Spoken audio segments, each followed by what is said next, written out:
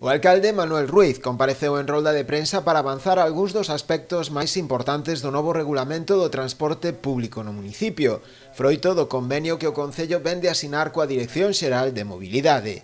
Responde á necesidade de establecer un novo modelo, en base aos cambios nas liñas de autobús introducidos pola Xunta co seu plan de transporte, e o cambio tamén da empresa concesionaria que daba este servizo no municipio. Para o Concello de Ribeira había unha preocupación moi importante, non? Hasta ahora, os convenios que nós tiñámolos directamente co que era as dúas empresas concesionarias, a Agustín Sarasquete, a empresa Sarasquete e a empresa Ferrín. Por lo tanto, directamente negociamos con esas empresas o que era as bonificacións. Eso a partir de decembro era imposible e, polo tanto, xa de antes empezamos a traballar ca Dirección Xeral o que era o convenio de colaboración entre a Consellería e o Concello, pois para permitir o que era esas bonificacións que directamente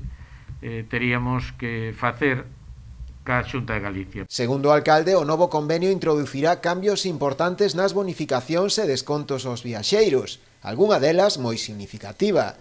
As persoas en risco de exclusión non pagarán, como tampouco farán os estudantes menores de 21 anos.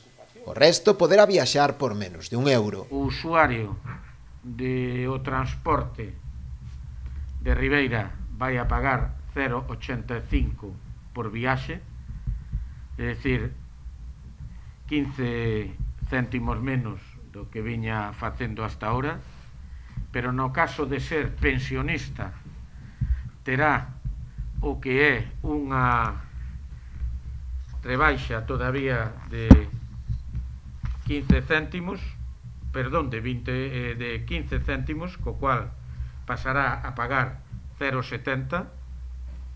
Os estudiantes que tamén viñan pagando ao rededor de 0,70 van a pagar 0,60.